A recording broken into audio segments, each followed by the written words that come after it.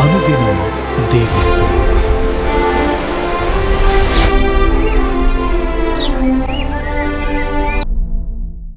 Praise the Lord. అనుదినం దేవునితోనే కార్యక్రమాన్ని చూస్తున్న మీ అందరికీ మన ప్రభు అయిన రక్షకుడైన యేసుక్రీస్తు ఘనమైన నామంలో వందనాలు. ఈరోజు మనం ఏమై ఉన్నామో అది ఎక్కువ శాతం మన తల్లిదండ్రుల పెంపకంపై ఆధారపడి ఉందనేది సత్యం. అందుకే అపోస్తుడైనటువంటి పౌలు గారు తిమోతికి ఉత్తరం రాస్తూ, ఆ విశ్వాసము మొదట నీ అవ్వ అయిన లోయలోను నీ తల్లి అయిన యూనికిలోను వసించెను, అది నీ యందును సహా వసించుచున్నదని నేను రూఢిగా నమ్ముచున్నాను అని రాస్తున్నాడు. తల్లిదండ్రుల ప్రభావము పిల్లలపై ఎంతగా ఉంటుందంటే, ఒక ఊరిలో ఇద్దరు అన్నదమ్ములు ఉన్నారంట. వారిలో పెద్దవాడు పచ్చి తాగుబోతూ తిరుగుబోతూ, బాధ్యత లేకుండా తిరగడం, తాగొచ్చి భార్య బిడ్డల్ని కొట్టడం, ఏమాత్రం కుటుంబం పట్ల ఆలనా పాలన, పిల్లలకు ప్రేమ చూపించకుండా ఇష్టానుసారంగా తిరిగేవాడంట. తమ్ముడేమో చక్కగా చదువుకొని బాధ్యత కలిగి మంచి ఉద్యోగం చేస్తూ చక్కగా భార్య బిడ్డల్ని ప్రేమిస్తూ వారిని పోషిస్తూ సమాజంలో మంచి పేరు సంపాదించినాడు, ఆత్మీయుడిగా పేరుగాంచినాడు. ఇది గమనించినటువంటి కొంతమంది ఈ ఇద్దరు అన్నదమ్ములు ఒకే కుటుంబం నుండి, ఒకే వాతావరణం నుండి, ఒకే పెంపకం నుండి వచ్చిన వారు అయినప్పటికీ ఈ ఇద్దరి జీవిత విధానాలు చాలా వ్యత్యాసంగా ఉన్నాయి, ఇది ఎలా సాధ్యమైంది అని చెప్పి కొంతమంది పెద్దవాడైనటువంటి తాగుబోతుగా ఉన్నటువంటి అన్న దగ్గరికి వెళ్ళి, నువ్వు ఒక తాగుబోతుగా తిరుగుబోతుగా ఏ బాధ్యతలు లేకుండా ఇలాగ తయారు కావడానికి కారణం ఏంటి అన్నారంట. దానికి పెద్దవాడైనటువంటి ఆ తాగుబోతు, నేను ఇలాగ తయారు కావడానికి కారణం మా నాన్నే అని ఏమాత్రం బెరుకు లేకుండా ధైర్యంగా చెప్పాడంట. మా చిన్నప్పటి నుండి మా నాన్న పచ్చి తాగుబోతూ తిరుగుబోతూ ఏమాత్రం బాధ్యత లేకుండా తిరిగేవాడు, తాగొచ్చి మా అమ్మను భలే కొట్టేవాడు, మమ్మల్ని అస్సలు పట్టించుకునేవాడు కాడు, కాబట్టి మా నాన్నను చూసి చూసి నేను ఇలాగ తయారైనా. అందుకు ఆ తాగుబోతు అన్నాడంట, నేను ఇలా తయారు కావడానికి మా నాన్నే కారణం అని ఎంతో ధైర్యంగా చెప్పాడంట. మా చిన్నప్పటి నుండి మా నాన్న పచ్చి తాగుబోతుగా తిరుగుబోతుగా ఎటువంటి బాధ్యత లేకుండా తిరిగేవాడు, బాగా తాగొచ్చి మా అమ్మను భలే కొట్టేవాడు, మమ్మల్ని అస్సలు పట్టించుకునేవాడు కాడు, నేను అది చూసి చూసి అలాగే తయారైను, నేను ఇలా కావడానికి కారణం మా నాన్నే, నేను మా నాన్న టైపు అని సమాధానం చెప్పాడంట. అది విన్న వారికి నోట మాట రాలేదంట. ఆ తర్వాత వారు అతని తమ్ముని దగ్గరికి వెళ్ళి, అయ్యా, మీ అన్న త్రాగుబోతుగా తిరుగుబోతుగా మారడానికి మీ నాన్నే కారణం అంటున్నాడు, మరి నువ్వేమో చక్కగా చదువుకొని మంచిగా ప్రయోజకుడిగా అయిపోయావు, నీ భార్య బిడ్డల్ని చక్కగా ప్రేమతో చూసుకుంటున్నావు, మంచిగా ఎదిగినావు, గొప్పవాడు అయిపోయినావు, మరి దీనికి కారణం ఏంటి, దీనికి ప్రేరణ ఎవరు అని అడిగినారంట. దానికి ఆ తమ్ముడు సమాధానం ఇచ్చాడంట, నేను ఇలాగా గొప్పగా ప్రయోజకుడి కావడానికి కారణం మా నాన్నే అన్నాడంట. ఆ సమాధానం వినేసరికి వారికి నోట మాట రాలేదంట. అందుకు వారు ఆశ్చర్యపడుతూ, మీ అన్న త్రాగుబోతుగా మారడానికి మీ నాన్నే కారణం అంటున్నాడు, నువ్వు ప్రయోజకుడిగా పైకి ఎదగడానికి మీ నాన్నే కారణం అంటున్నావు, ఇది మాకేం అర్థం కావటం లేదు, ఇంతకీ నీవు పైకి గొప్పవాడిగా ప్రయోజకుడిగా ఎదగడానికి మీ నాన్న ఎలా కారణమయ్యాడో కాస్త వివరిస్తావా అన్నారంట.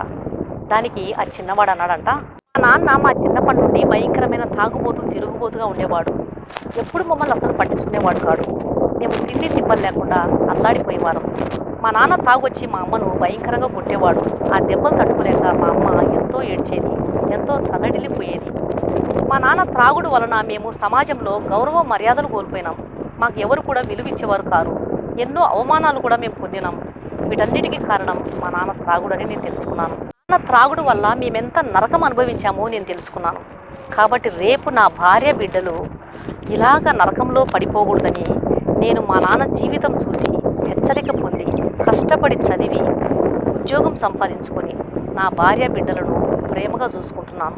నేను చిన్నప్పుడు మా నాన్న ద్వారా పొందుకోలేని ప్రేమ, ఆప్యాయత, అనురాగాన్ని నేను నా భార్య బిడ్డలకు అందిస్తున్నాను. సమాజంలో నేను మంచి పేరు తెచ్చుకొని జీవించడానికి మా నాన్న జీవితమే కారణం.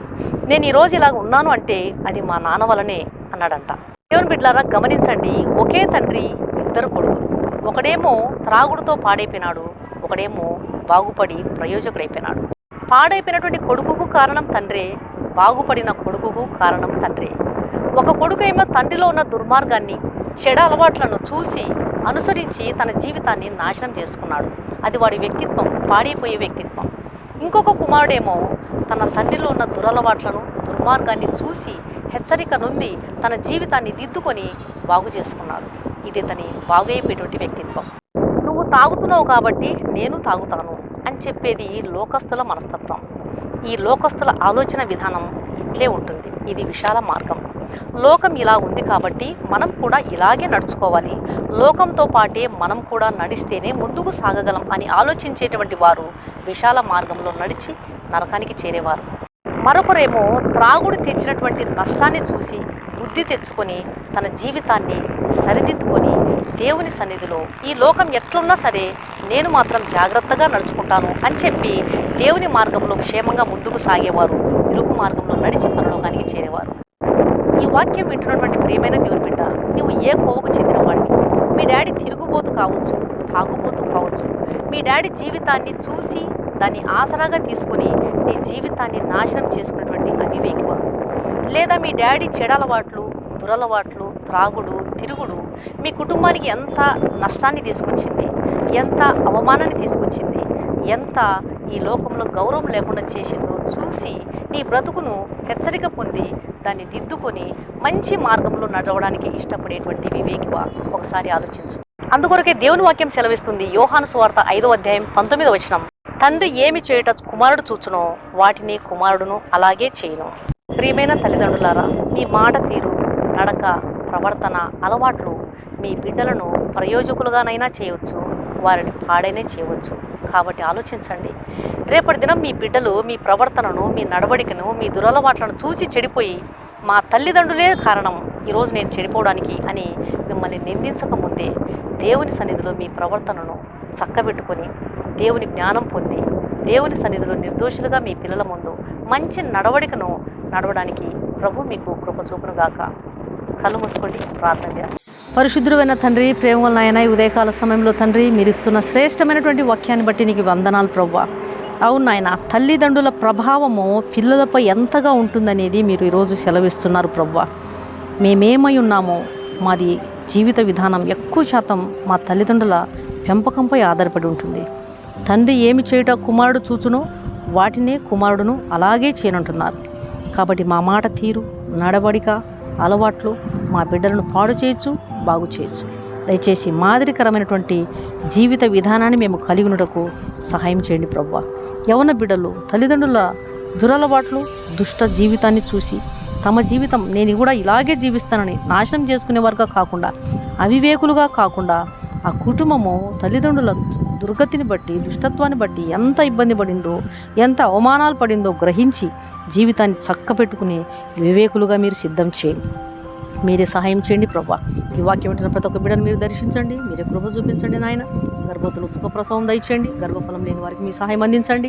మిమ్మల్ని మీరు మహిమపరచుకోండి. రక్షణ లేని ప్రతి ఒక్కరిని మీరు ముట్టండి, మీ సహాయం అందించండి. లోతైన ప్రార్థన మెట్టులోకి మమ్మల్ని నడిపించండి. జీవితాలను సరిచేసుకున్నట్టుకు సహాయం చేయమని యేసు నామమున అడిగి వేడుకుంటున్నాను తండ్రి, ఆమేన్. ఈ వాక్యం విన్న ప్రియమైన దేవుని బిడ్డలారా, దయచేసి దేవుని వాక్యం అనేకులు విని మేలు పొందే విధంగా దేవుని వాక్యాన్ని షేర్ చేయండి. ఈ ఛానల్ను సబ్స్క్రైబ్ చేసుకోండి. మీ ప్రార్థన అవసరతలను కామెంట్ సెక్షన్లో తెలియజేసినట్లయితే మీ కొరకు తప్పకుండా ప్రార్థన చేస్తాం.